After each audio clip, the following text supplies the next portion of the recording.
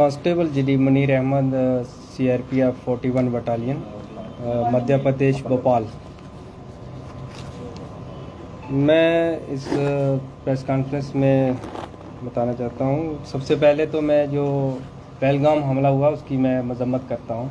वो जो भी दहशताना हमला हुआ है उसकी कड़ी मजम्मत करता हूँ, और जो गवर्नमेंट ने एक्शन लिए हैं उसकी मैं सराहना करता हूँ। तो मैं आपको बता दूं कि मेरे साथ ये जो घटना घटी है, मैं इसको पूरा बयान करूंगा यहाँ, और प्राइम मिनिस्टर साहब से और होम मिनिस्टर साहब से मैं अपील करता हूँ कि मेरे साथ जस्टिस होना चाहिए, इंसाफ होना चाहिए। जैसा कि आपको पता है कि मैंने एक पाक नेशनल से शादी की। मैं आपको बता दूं कि 47 जब देश विभाजन हुआ उससे पहले ये हमारा परिवार इकट्ठा एक जगह रहते थे। हम यहीं तहसील बलवाल के हंडवाल गांव में। देश विभाजन हुआ उसके बाद हमारे परिवार बट गया, हमारे कुछ परिवार के लोग वहाँ चले गए, कुछ यहाँ रह गए। तो आपस में आना जाना मुलाकात चलती रही। तो उसके बाद जब हमारा टाइम आया तो हमारे माता पिता के द्वारा जो है बचपन में ही हमारी शादी तय कर दी गई। तो फिर मैंने CRPF में ज्वाइनिंग की 2017 में ज्वाइनिंग की। तो फिर उसके बाद जब हमने शादी का सोचा तो मैंने 2022 के 31/12/2022 को मैंने डिपार्टमेंट को इसके संबंध में लिखा कि ये मैं ऐसे शादी करना चाहता हूँ और मेरी कज़न है और मेरे माता पिता के द्वारा ये शादी तय की गई है। तो डिपार्टमेंट ने मेरी उस लेटर पे कुछ आपत्तियाँ लगाई, जिससे कि उन्होंने मेरे से मांगा कि शादी का कार्ड और शादी कौन सी जगह पे होनी वो, और शादी की तिथि। तो मैंने वो 2023 में वो सब क्लियर करके डेट शादी की फिक्स हुई, तो मैंने वो डिपार्टमेंट को दे दिए। 72 बटालियन CRPF सुंदरबनी में मैंने वो आवेदन दिया। फिर वो मेरा आवेदन जो है DIG रेंज हीरानगर के पास गया CRPF। फिर उसके बाद वो IG सेक्टर CRPF जम्मू के पास गया।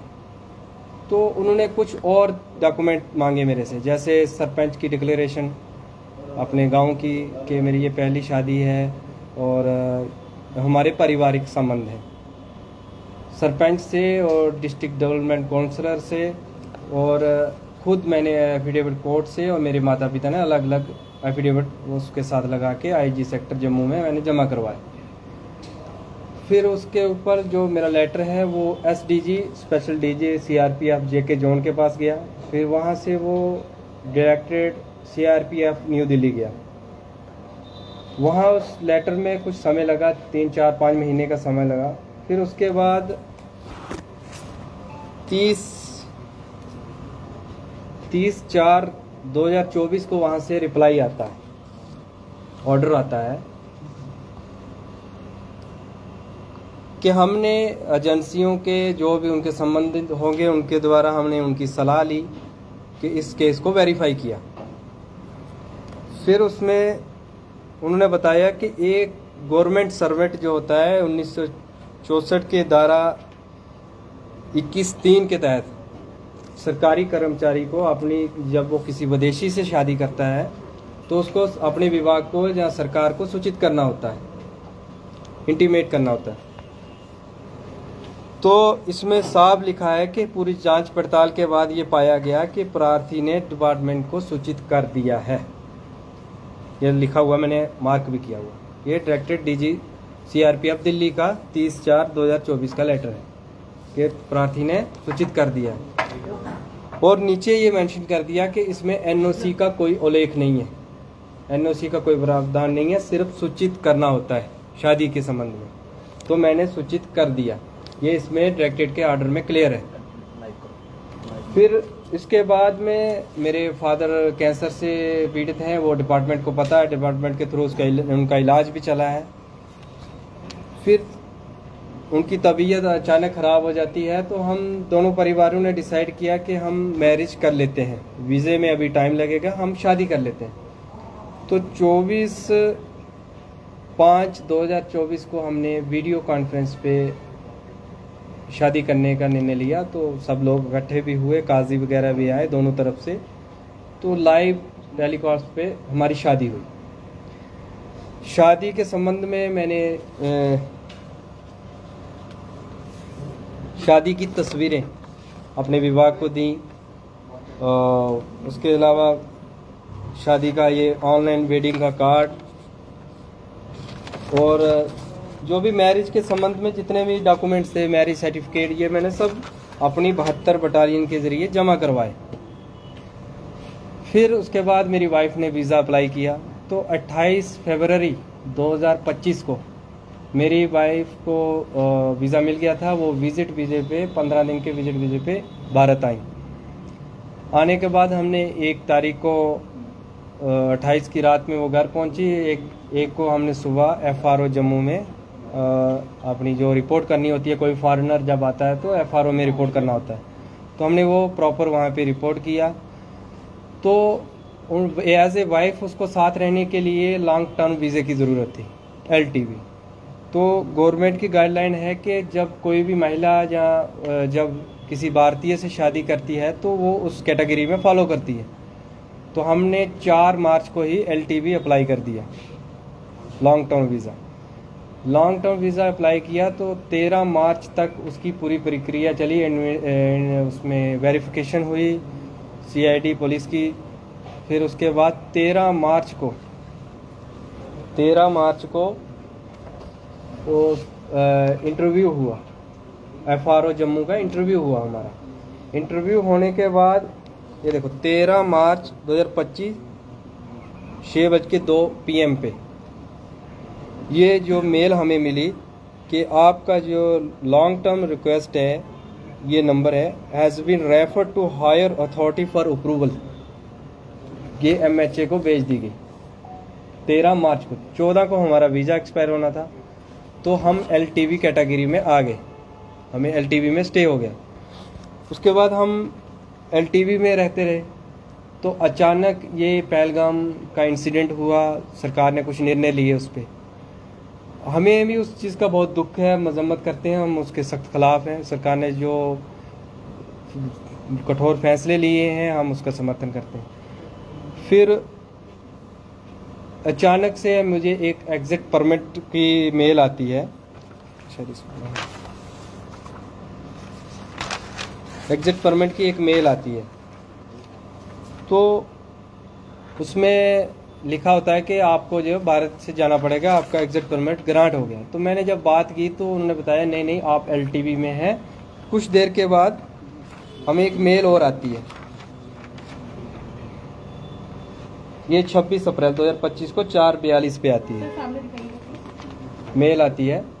इसमें लिखा है कि decision on your exit permit against application number stand cancelled, we are re examining your case, कि हमें नहीं जाना है, आपके केस के ऊपर दोबारा देखा जा रहा।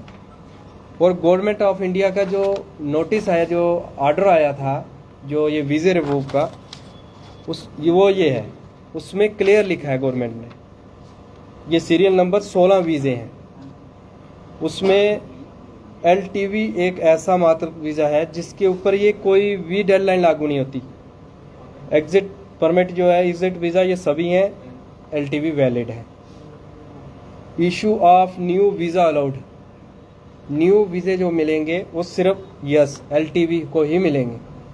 और ये ऑर्डर डेडलाइन जो है नॉट एप्लीकेबल, LTV पे ये लागू नहीं होती है, ये क्लियर था। हम इस दौरान हम रहते रहे। फिर 28 या 27 को हमें तहसीलदार की तरफ से एक नोटिस आता है विजिट वीज़े का, ना कि LTV का। LTV का उसमें कोई जिक्र नहीं है, विजिट वीज़े का आता है। वो लिखते हैं कि आपका विजिट वीज़ा 22 मार्च को ख़त्म हो गया है। हालांकि हमारा विजिट वीज़ा 14 मार्च को ख़त्म हो गया था, 22 को नहीं हुआ, 14 मार्च को ही ख़त्म हो गया था। तो हमने उस टाइम हमें जाने के लिए बोल दिया, तो हमने अपने एडवोकेट अंकुश शंकर शर्मा जी से बात की। तो हमने हाई कोर्ट से अपील की कि हमारे साथ ये गलत हो रहा है कि हमने ये LTV में आते हैं, हमने पूरी परमिशन से शादी की है, CRP को इंटीमेशन किया हुआ है, सारे डॉक्यूमेंट्स लगाए। तो हाई कोर्ट ने उसको सुना। ये उस टाइम सुना जब जम्मू से PCR से हमें रवाना कर दिया था अटारी बाघा बॉर्डर के लिए। हाई कोर्ट ने सारी ये चीज़ें सुनने के बाद एक ऑर्डर निकाला, जिसके ऑर्डर के तहत उन्हें बाघा बॉर्डर से वापस हमारे घर लाया गया कि इनका जो ये केस है ये LTV में ही फॉलो करते हैं। जब घर आ गए तो कल अचानक मैंने कुछ सोशल मीडिया पे कुछ ऐसे न्यूज़ चैनलों में मैंने सुना कि CRPF जवान के खिलाफ कुछ एक्शन लेने वाली है, जवान ने कुछ वायलेशन की है। तो होते होते शाम के कोई 5:30-6 बजे कुछ 4 लोग डिपार्टमेंट के मेरे घर आते हैं। ये 41 बटालियन से आते हैं, कुछ जम्मू IG सेक्टर ऑफिस से आते हैं, CRPF बाण तालाब से। उन्होंने आके एक नोटिस दिया। जब मैंने उस नोटिस को पढ़ा, उसमें फर्स्ट पैरे में उन्होंने लिखा है कि जवान ने निकाह की सूचना डिपार्टमेंट को दी है। निकाह ही मैरिज होती है, मैं आपको ये क्लियर करता हूँ कि निकाह ही मैरिज होती है, वही मैरिज है। निकाह की सूचना दी है। उसके बाद वाइफ को वीज़ा ख़त्म होने के बाद इलीगल तरीके से यहाँ रखा। हालांकि ये FRO की तरफ से हमें अप्रूवल है, जो कंसर्न अथॉरिटी है वीज़े की, और LTV में उन्होंने स्टे दिया और हाई कोर्ट ने इस चीज़ को माना है। और गवर्नमेंट ऑफ इंडिया की गाइडलाइन भी उस पर यही है, साफ क्लियर है, आप देख सकते हो। इस पर लिखा है नॉट एप्लीकेबल, इस पर लागू नहीं होता जो ऑर्डर निकला है LTV पे। तो उस ऑर्डर में मेरे पे लिख दिया ये सब कारण उन्होंने कि इन्फॉर्म नहीं किया। हालांकि मैंने जब मेरी वाइफ यहाँ आई, मेरे पास अभी भी प्रूफ है, व्हाट्सएप में है। मैंने 72 बटालियन में विजिट वीजे की कापियाँ, अपने निकाह सर्टिफिकेट, ये फ़ोटो, ये सब चीज़ें मैंने 72 बटालियन में भी जमा किए। तो 72 बटालियन में मैंने ये जमा किए थे। फिर उसके बाद जब मैंने 13 मार्च को LTV का मैंने प्रोसीजर जो मेरा कंप्लीट हुआ, मैंने वो भी अपनी 72 बटालियन को LTV के लिए बता दिया कि मैंने LTV में स्टे कर रही है मेरी वाइफ। 23 मार्च 2025 को मैं छुट्टी से रिपोर्ट करता हूँ। शिवखोड़ी रियासी में मेरी कंपनी थी 72 बटालियन की। वहाँ से फिर मैं हेडक्वार्टर जाता हूँ 25 मार्च को 2025 को। कुछ ट्रेनिंग के मामले में वहाँ भेजा गया था। तो 27 तारीख को अचानक सुबह, 27 मार्च को अचानक सुबह मुझे, हमारे मार्का होता है उसमें मुझे बुलाया गया डिप्टी कमांडेंट की तरफ से।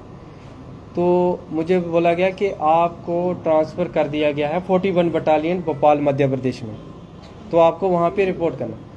तो मैंने वहाँ पूछा कि क्या कारण है। मेरा अभी 2027 में JNK का टेन्योर पूरा होना था, क्योंकि जो जवान छत्तीसगढ़ में पोस्टेड होता है तो वहाँ से उसे चॉइस मिलती है। छत्तीसगढ़ ऑपरेशन एरिया के बाद उसको चॉइस मिलती है कि आप कहाँ जाना चाहते हो। तो मैं छत्तीसगढ़ का टेन्योर काट के मैं चॉइस पोस्टिंग जम्मू में आया था। तो मेरा 2027 में ये टेन्योर कंप्लीट होना था यहाँ।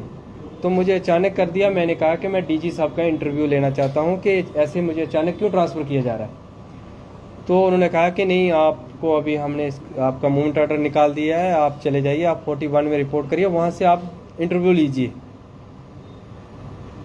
जब भी ट्रांसफ़र किसी जवान की होती है तो उसमें 15 दिन या 12 दिन का डिस्टेंस के हिसाब से JT टाइम मिलता है, जो जर्नी टाइम होता है कि उस 15 दिन या 12 दिन के बाद उसको वहाँ हाजिरी करनी होती है, रिपोर्ट करनी होती है।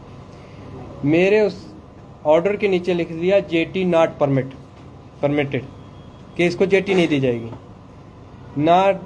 जब जाता है जवान उसको रेलवे टिकट मिलता है, उसको स्टेशन छोड़ा जाता है, उसके लिए आगे की टिकट सारा संबंध।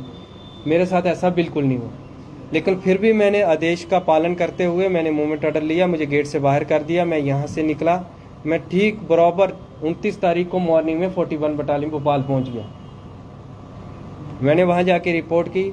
मैंने जाते ही फर्स्ट इंटरव्यू में डिप्टी कमांडेंट सर के जाते ही उसी दिन मेरा इंटरव्यू हुआ। मैंने वहाँ पूरी कहानी बताई, ऐसे ऐसे मैंने शादी की, ये हुआ। उसके बाद मुझे ट्रांसफ़र कर दिया गया। तो मैं डीजी सर का इंटरव्यू लेना चाहता हूँ इसके संबंध में। तो उसके बाद सीओ सर का इंटरव्यू हुआ तो सीओ सर ने कहा कि ठीक है, आप आवेदन दे दीजिए, आप सीओ साहब का इंटरव्यू ले दीजिए और आपने शादी के संबंध में हमारी बटालियन को भी एक आवेदन दे दीजिए ताकि हमारी बटालियन को, हमारे नया सेक्टर, नया जोन है, इसको भी आपकी मैरिज के बारे में इंटीमेट हो जाए। मैंने सारे डॉक्यूमेंट्स लगाए, डायरेक्टेड का ऑर्डर लगाया सूचित होने का, मैरिज सर्टिफिकेट के सारे A to Z प्रूफ मैंने उसके साथ लगाए। और LTV का मैंने उसमें लिखा कि LTV का अप्रूवल के लिए MHA को किया हुआ है, जिसकी प्रक्रिया जम्मू FRO के द्वारा की जा रही है। उसमें मैंने क्लियर लिखा है, मैंने सूचित किया, वहाँ सबमिट कर दिया। और DG साहब का मैंने इंटरव्यू के लिए एक एप्लीकेशन दी वहाँ पे। DG सर के इंटरव्यू में मैंने वहाँ उसमें भी यही लिखा कि मैंने ऐसे ऐसे शादी की, ऐसे सूचित करके मैंने प्रॉपर चैनल फॉलो करके मैंने शादी की। और मेरी वाइफ जम्मू में है, मेरे पेरेंट्स जो हैं बीमार हैं, फादर कैंसर पेशेंट है, डिपार्टमेंट उससे पहले अवगत है, डिपार्टमेंट के थ्रू उनका ट्रीटमेंट मैंने करवाया है टाटा हॉस्पिटल मुंबई में। तो डीजी सेक्शन दे दी, वो अभी अंडर प्रोसेस में है, अभी मतलब उसकी अप्रूवल आनी है इंटरव्यू लेने के लिए।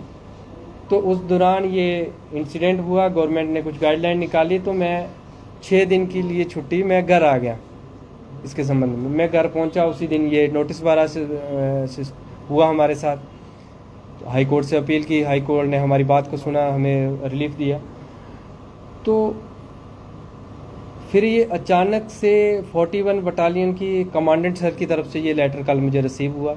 उसमें उन्होंने इस चीज़ का उल्लेख किया है कि आपने डिपार्टमेंट को बताया नहीं, और उसी में एक चीज़ ये भी मेंशन की है कि निकाह के लिए बताया है। निकाह ही शादी होती है, निकाह नामा ही मैंने उनको दिया है। और इस चीज़ को ये डीजी डायरेक्टेड का जो लेटर है उसमें भी ये क्लियर है कि डिपार्टमेंट को मैंने सूचित किया है, और एनओसी का कोई उल्लेख नहीं है, सिर्फ इंटीमेशन करना होता है। तो इसके बरहस मुझे डिसमिस फ्रॉम सर्विस कर दिया। तो मेरी प्रधानमंत्री जी से और गृह मंत्री जी से अपील है एक जवान की हैसियत से ही कि मेरे साथ जस्टिस होना चाहिए। जब मेरे पास डॉक्यूमेंट कंप्लीट हैं, हर चीज़ मेरी प्रॉपर है, तो ऐसा क्यों? ऐसा क्यों? आगे का स्टेप क्या रहेगा आपका?